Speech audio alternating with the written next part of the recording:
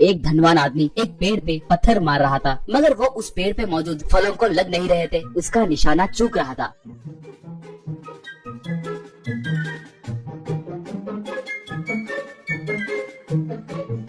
ऐसे करते करते आखिर में थोड़े फल नीचे गिरे।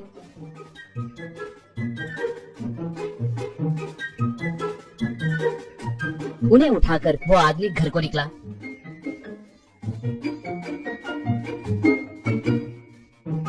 रास्ते में सब्जी मंडी के पास जमीन पे गिरे हुए सब्जियों को उठाकर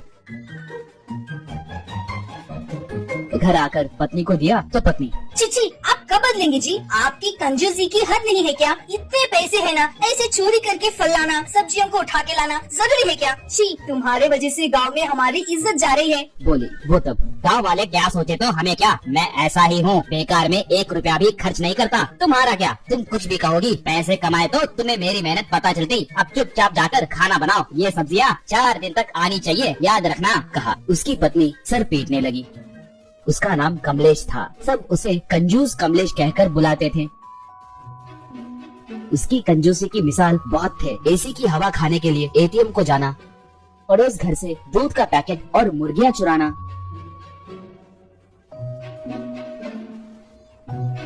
बाइक में से पेट्रोल चुराना, करंट पोल पे चढ़कर बिजली चुराना, बिना अनुमति के दूसरों के तालाब में मछली पकड़ना।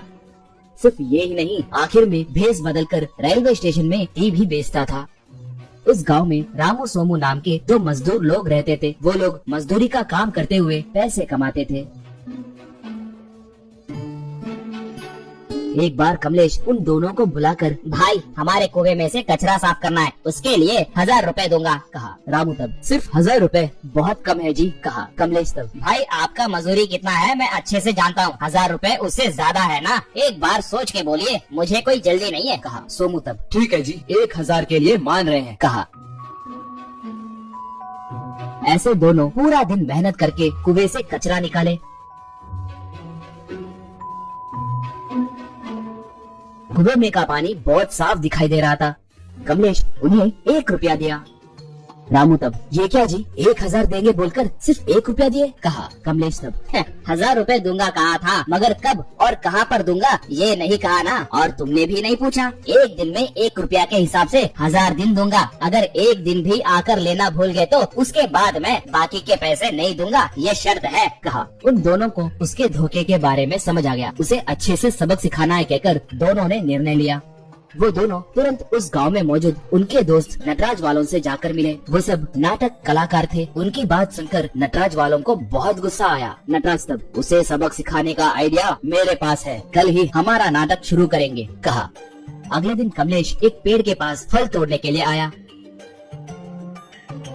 उस पेड़ के पीछे 2 लोग बात करने लगे थे। वो दोनों भेष बदले हुए नटराज और उसके दोस्त थे। नटराज एक डॉन के भेष में था, उसका दोस्त उसका असिस्टेंट बना था। कमलेश चुपके से उनके बातें सुनने लगा। नटराज अपने सामने रखे गैस सिलेंडर को बीच में से खोला तो उसमें पैसे दिखे। वो उसे बंद करके, इस गांव में रामू सोमू नाम के 2 मजदूर रहते हैं, उन्हें ये सिलेंडर देकर इसे रेलवे ट्रैक पे रखने के लिए कहो, कहा। असिस्टेंट तब, क्या रेलवे ट्रैक पे रखने कहूँ? वो काम मैं ही कर सकता हूँ ना, अगर वो पैसे वो लोग चुराए तो कैसे? वैसे ये सब क्या है भाई, समझ नहीं आ रहा है, कहा। नटराज, इसमें पैसे है कहकर उन्हें मत बताना, सिर्फ मजदूरी के पैसे देंगे बोलो। इसे ट्रैक पे रखते ही ट्रेन आकर वहाँ पर रुकेगी। ट्रेन में से ड्राइवर उतरकर बाहर आएगा, वो अपना ही आदमी है। वो उन्हें हीरो का थैला देकर सिलेंडर लेकर जाएगा। हाँ, ये सब हम ही कर सकते हैं, मगर रिस्क क्यों लेना? इसलिए वो रामू सोमू गए तो कुछ गड़बड़ हुई तो पुलिस वाले उन्हें जेल में डालेंगे, कहा। असिस्टेंट ठीक है कहकर वो सिलेंडर लेकर चला गया। ये सब सुनकर कमलेश के मन में लालच जगी। वो उस रात रामू और सोमू के घर को जाकर वहाँ पर मौजूद सिलेंडर को चुराया।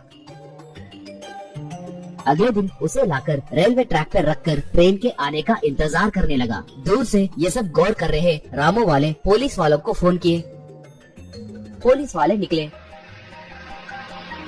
दूर से ट्रेन आने लगी तो कमलेश बहुत खुश हो रहा था। ट्रेन तेजी से आकर उस सिलेंडर के सामने रुकी। इतने में पुलिस वाले वहाँ पर आए।